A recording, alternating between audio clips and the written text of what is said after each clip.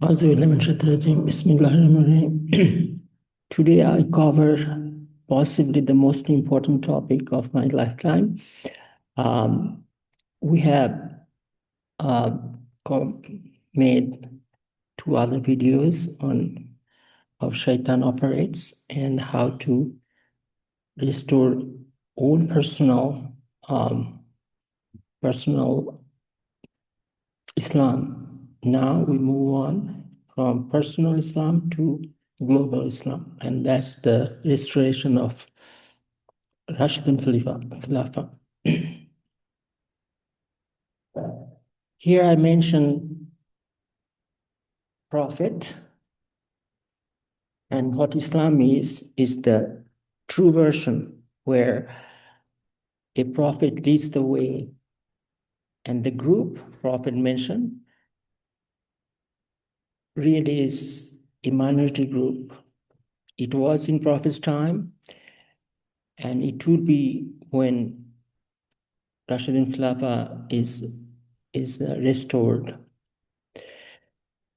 He prophesied that one out of 73 groups will be righteous, and that's the group that would be led by Mahdi. On the other hand, we have the Satanic group, and that one is followed by Bani Israel. It turns out that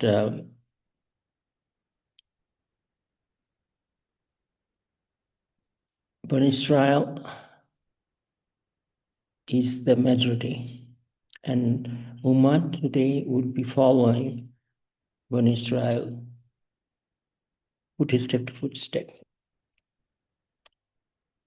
That's why I covered Maghdoub and Dhawalloon, the Bani Israel mode, in previous two slides. If you do not recognize this fact, then there is no point talking about restoring Khilafa, because you'll be just debating on either you should be Maghdoub or Dhawalloon, and we don't want to be either.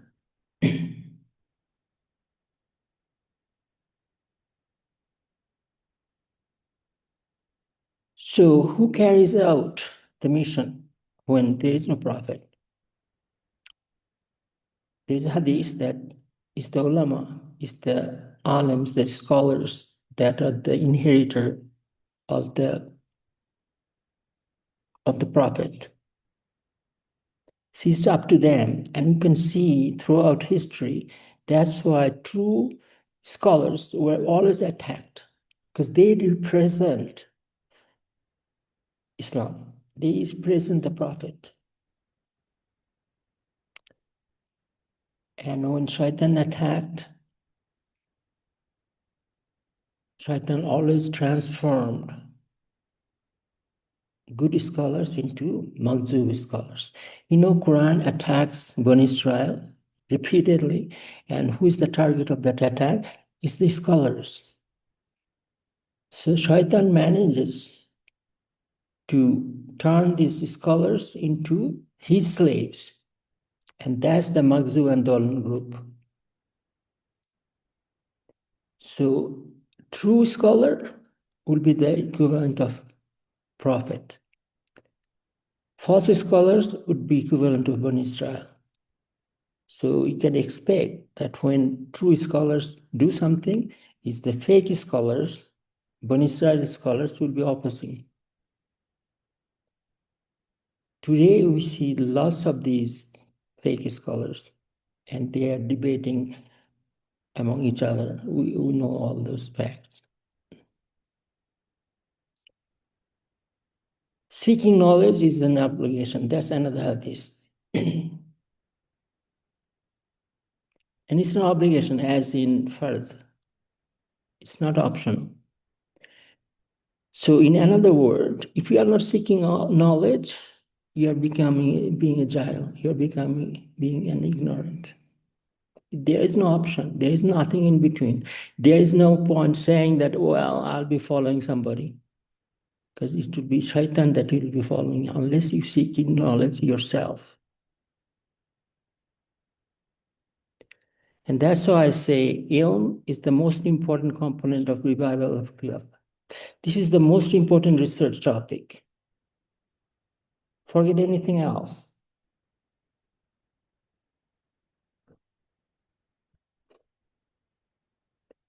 We have heard these words, right? He's alim of deen, and others, Newton, Einstein is the alim of dunya, whatever. That's complete nonsense.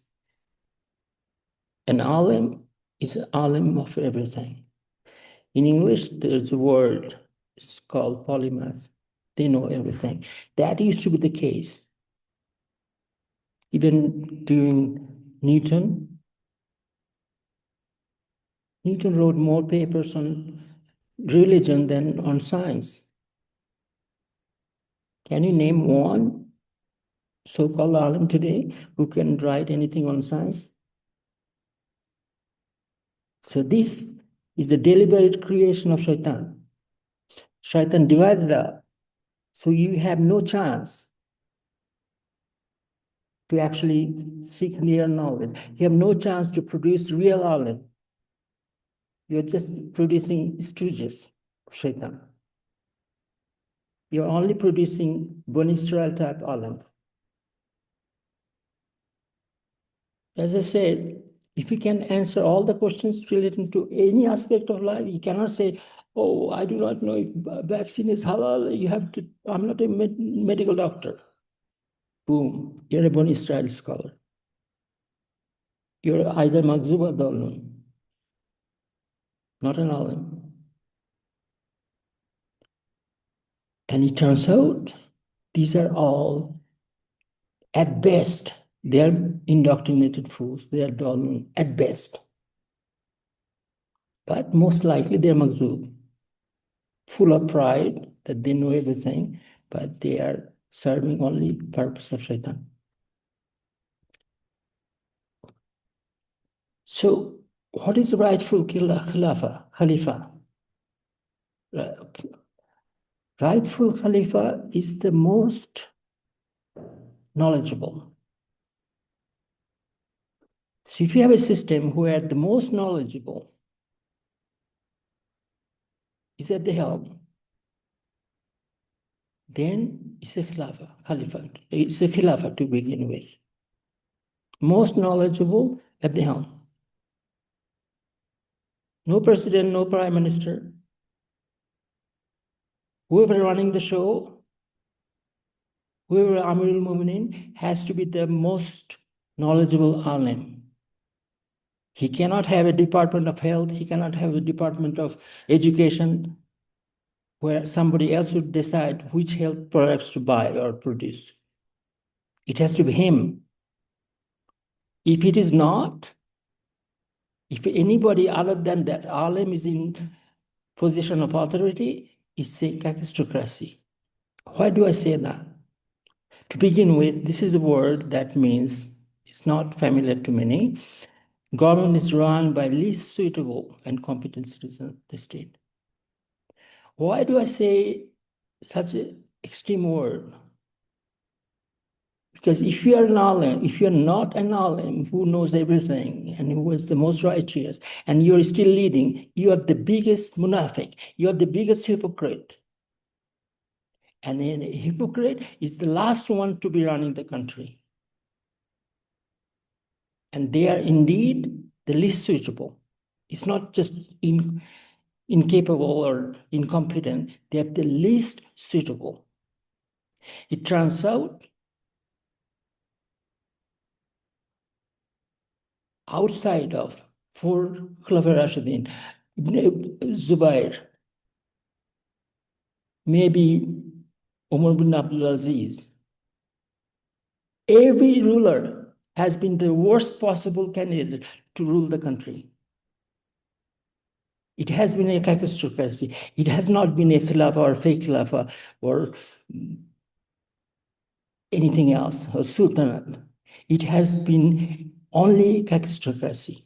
The worst possible people have been running the Muslim world throughout history, no exception. And that's the point I will make in this presentation. Here I quote John Islam. This recent event, and it's quite interesting because as this event was going on, where civil activists tried to break the blockade in Gaza, that event exposes how Israeli terrorism is sustained by the complicity of silent states, cowardly academics, corrupt imams, and depraved terrorism experts who collectively refuse to hold them accountable. They all lack an iota of human conscience. So we're not talking about Islam, we're talking about humanity. They have zero conscience. They're all on the same boat. So look at here, silent states. Do you see which states are the most silent? Just look it up. South Africa went to court. And today, because yesterday's news, Qatar made a $100 million defense contract with Israel. Like, they are so faceless. Doing nothing would be fine, but don't do the opposite. This is the one Allah referred to in Surah Baqarah, I think verse 41. Don't be the first one to kufr. Just give us a break. Who's asking you to do this now? Who's asking Saudi Arabia and United Arab Emirates to give $10 trillion of more money to Donald Trump? Donald Trump didn't ask for it. Why? And this is the issue with Shaitan and the followers of Shaitan. Maghdoub always could not explain anything about their behavior. Why do you do that? Just like Shaitan, their activities cannot be explained. It's the most illogical thing. Yet they do that. We'll talk about cowardly academics. These are the so-called scholarly people, corrupt imams. They're bought off. The depraved terrorism experts, those are in the West. They are not the biggest fool. Biggest fool are these Muslims. Those are the Maghdoub group.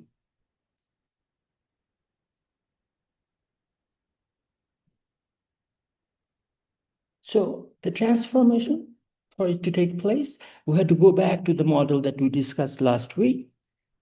In personal level, we want to recognize our kufr, what we went wrong, and we have to correct it, to go back to our natural state. That's the state of Iman.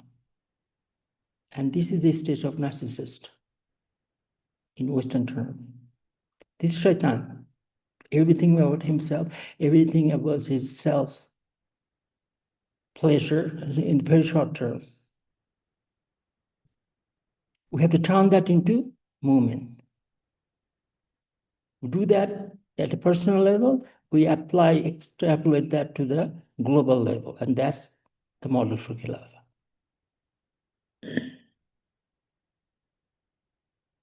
So how do you do that? If you recall, Shaitan attacks our ability to think.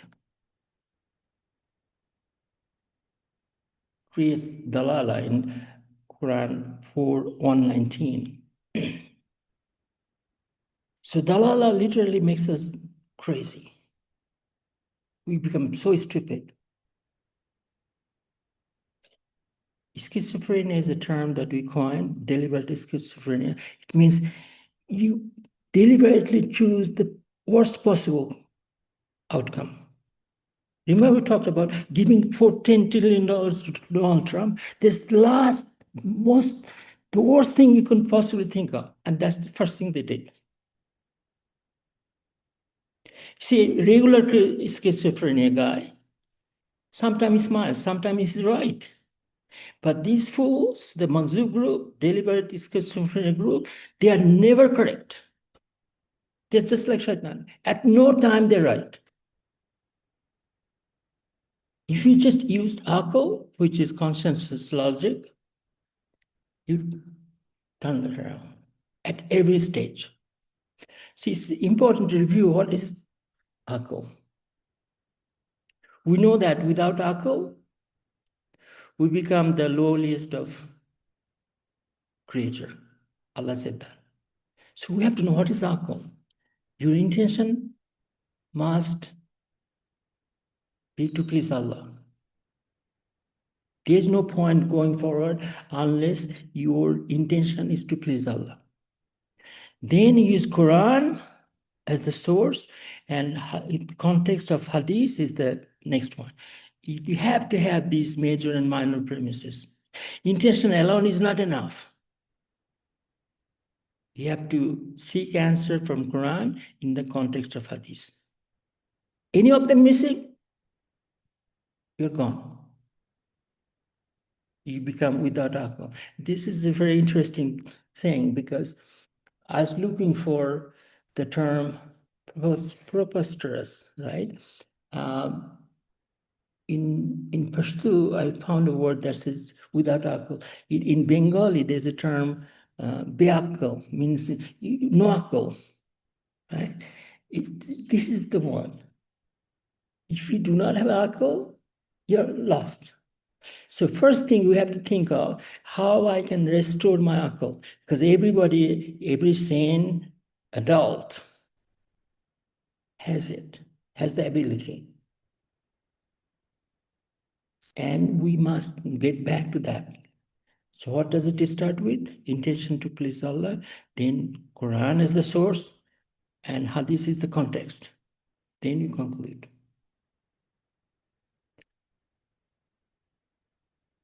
So in everything, seeking knowledge starts with Quran in the context of Hadith. So how do you do that? Quran 1736 tells us you cannot proceed, you cannot do anything unless you have full knowledge. Now, where do you find the full knowledge? From Allah. Repeatedly, Allah says knowledge comes from Allah. So if it is not from Allah, what is it from? It's from Shaitan. It's very simple. Seeking knowledge is obligatory, it's further. And that's a dynamic term. Being Muslim is a dynamic term. If you do not seek knowledge, you become jahil. It doesn't matter what kind of iman you have. You do not remain Muslim, because that's the condition of Muslim. Then Prophet said, cure to ignorance is to ask questions. So these are the steps. You have to seek knowledge, and how do you seek knowledge? By asking questions.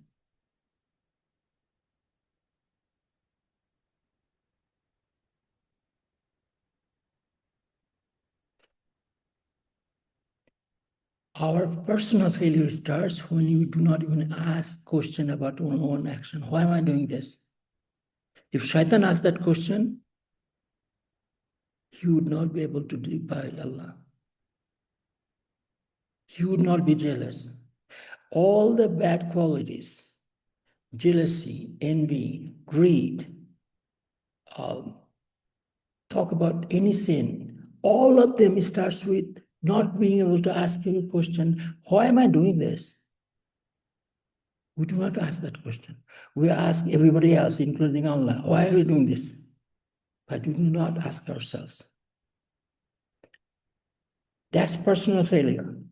When it comes to political failure, when a group don't ask that same question, why are we doing this? Why are we doing suicide bombing? Why are you participating in election? Why? All the actions as a group, that's the sign of being Maghdoub. You don't ask questions. So personally, you become shaitan's follower, you become a shaitanist. If you do not ask question about your own action, politically, as a group, if you do not ask question about your actions, you become Maghdoub. So in this presentation, I'll be looking at false assumptions made throughout history. and how failure to ask questions led to this disaster. So let's remember what Shaitan promised. 4:119, Shaitan says his line of attack, number one, Dhalala, he will create cognitive dissonance so people cannot think. Next, he will invoke desire. Then he will order to mutilate animals. The final stage is order change from everything from natural to artificial. And we are very much into number 4. Everything artificial has to be turned back to natural. If you just miss one, that is enough for us to be collapsing.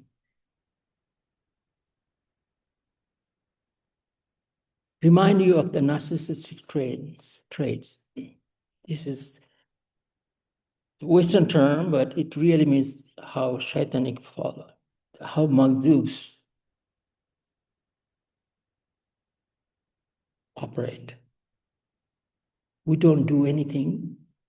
We don't go to Quran to seek guidance. It's very common. It's not enough. We go to internet sites and get ideas to challenge how ridiculous Quran and Hadith are. Today's Muslims are the most active in that. We pick on, it's a real case, where pick on kissing black stone. On Saudi academic told me, oh, do you not know? It comes from compromise with pagan goddesses, because it looks like a vagina. It's a real case. We laugh at hadith. When Prophet ordered to give breast milk to a grown man to remove sexual energy. How is it possible? What is the assumption? Prophet meant breastfeeding, meaning seeing her breast open. That's not true. But rather than going read the context, you can read the hadith, and use akal, we just mock.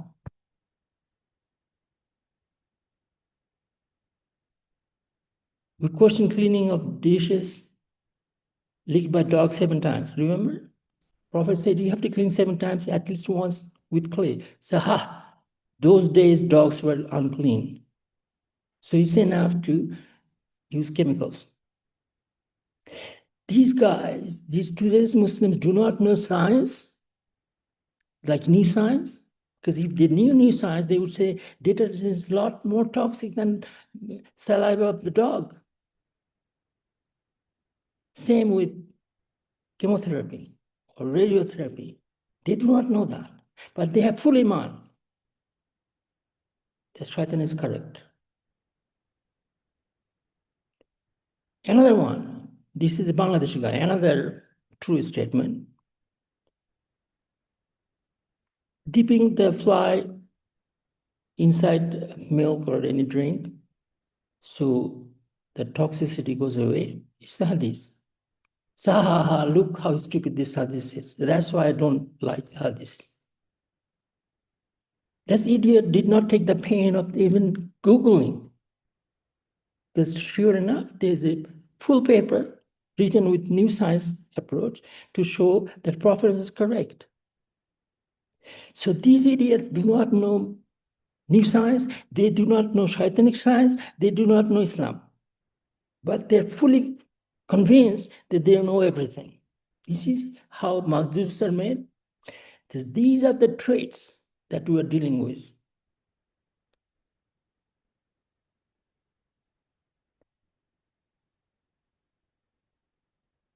Then we have new line of Dhawalloon. They study watching YouTube videos, and they can answer everything.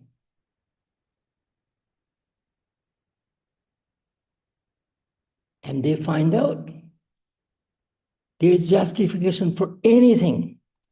You want to justify prostitution, you can find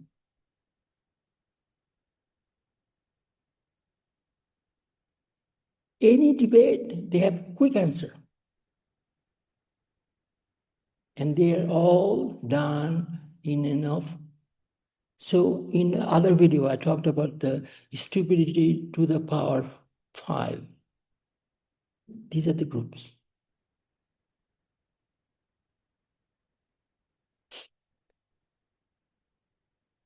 Bottom line is, this is a disease of the heart, and the shaitan fans it. It ranges from everyone who gets many likes and has millions of followers to YouTuber with 0 followers. They're all fantasizing to be the savior. They are the one on Bangladeshi recently wrote that he wants to be the new Salahuddin to liberate Palestine. Why? What is so fascinating about being a leader? They all want to be the leader. They all want to be the savior. The same guy told me a few months ago that he wants to move to the West. So this is what it is. They are not even honest to themselves. So these are not Shia Sunni traits. They are the traits of Shaitan. They put themselves in the position of Allah and sometimes in the position of Prophet.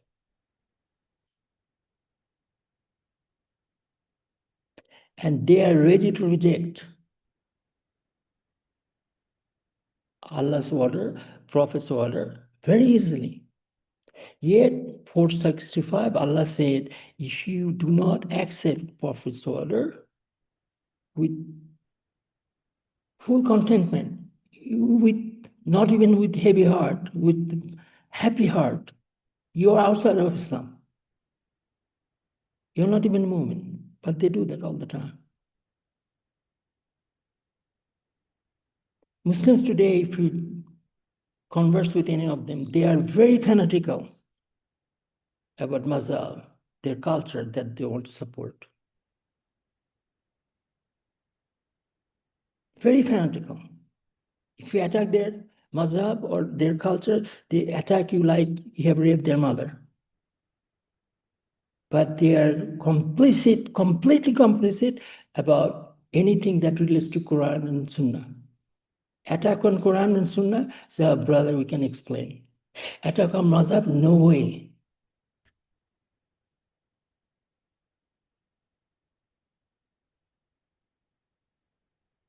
So we have to have a reset. How does that work? We go from Shaitan's occult science to real science, which is we hear and obey. That's the real science. Hear and disobey is the science of Shaitan. You tell them anything, they will tell you, oh yeah, but anything. And that's the Shaitanic mode.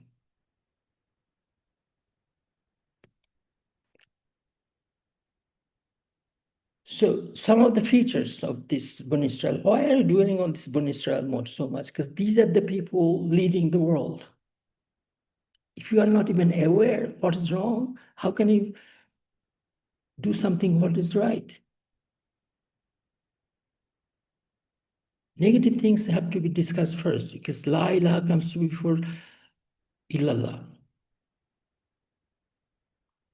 So you have to know what evil we are dealing with. We have to know what Shaitan has done with all these people's mind.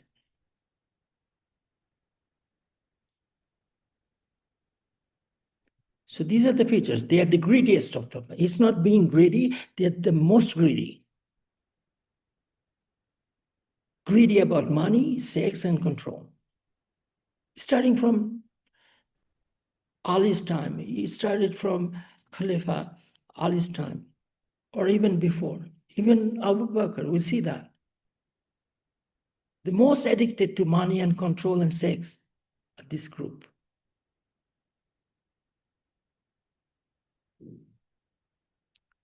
They are hypocrite. At every level, they are hypocrite. Allah said they have very little iman. Actually, no iman. And they ask Bani Israel questions that have underlying assumptions. And they talk for each other, always saying, you're kafir and you're kafir. Can you imagine? They are debating if a Shia and Sunni can get married among each other. Marrying Christian, even though there is no such thing as Christian today, they do not people of the book. They have no book. But marrying them is not a problem. But Shia, Sunni marrying, oh yeah, that's a very big issue.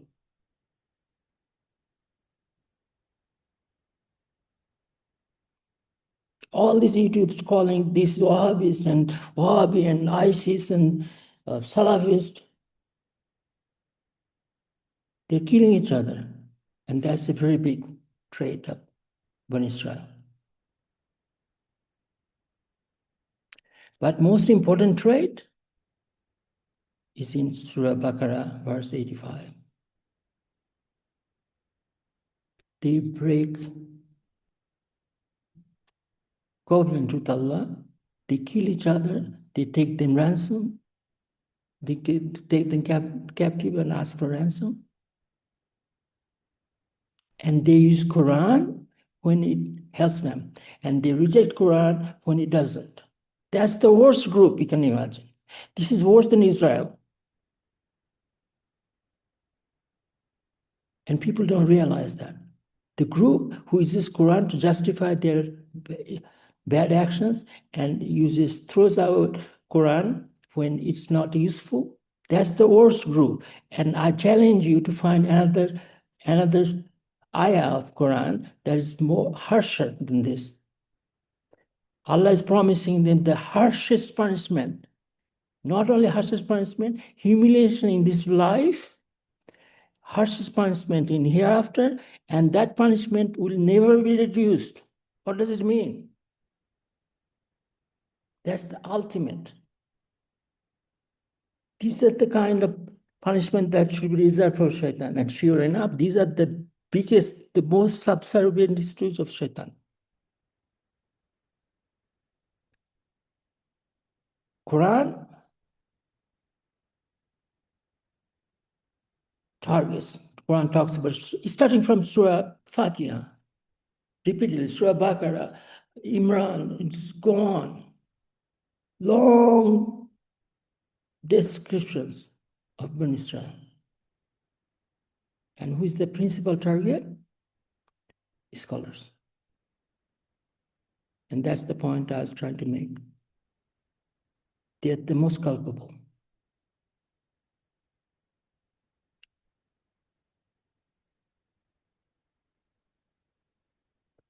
What is the feature that most disliked of these scholars?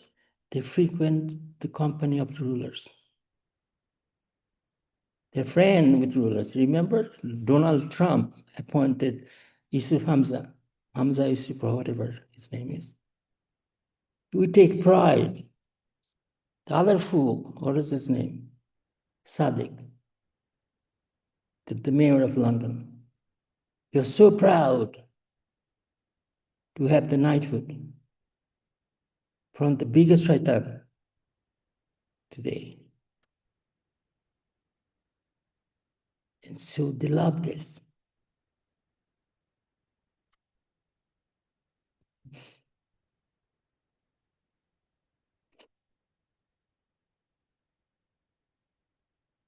The first one to be thrown in hell with the hypocritical warriors. Mujahid, so much pride of this. I'm Mujahid now. I'm entitled. That's the first group that goes to hell. Say this. Second one, hypocritical man of knowledge, so-called ulama.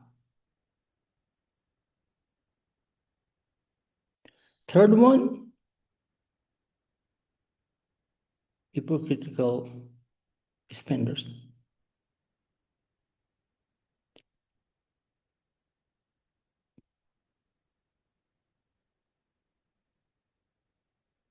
The man who visit the king, the man, ulama that visit the king, Allah has kept, reserved the bottom of the hell so terrible that hell itself seek refuge 70 times a day to be refused from that particular well. What is it reserved for? Hypocritical man of knowledge. The one, there is another hadith, the one visit the king. And from Ali's time, from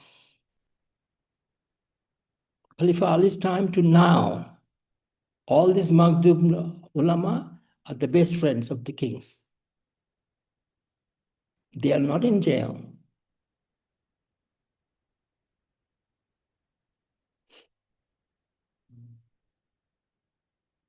We continue. That keeps going is what's causing the death. This corruption of the Arab countries is only maintained by the scholars that continue to sit and participate in it. You can never boycott. You know, you can never protest. You can never go against the ruler. Obey the Muslim ruler. Even if he's corrupt, even if he has embezzled and taken millions and billions of rupees or dollars or whatever, still he's a Muslim ruler. No matter how corrupt he is, no matter if he's making deals with Israel, no matter if he's funding genocide, you can never go against them. Because why? Because apparently it's haram to go against the Muslim ruler. Oh, okay. How complicit really are they? And the answer is that they are very complicit. Because without these scholars, you would not have the governments. You would not have the maintenance of the status quo, where the scholars say never, ever, ever, ever, ever disobey the ruler. You would not have these rulers doing whatever they want, you know, living in ultra luxury, being complicit, taking all the money for themselves, the greed and the lies being spread. Without these scholars, you would not have the leaders. Without the leaders, you would not have Israel's unlimited aggression to do whatever they want. So it's only with this vicious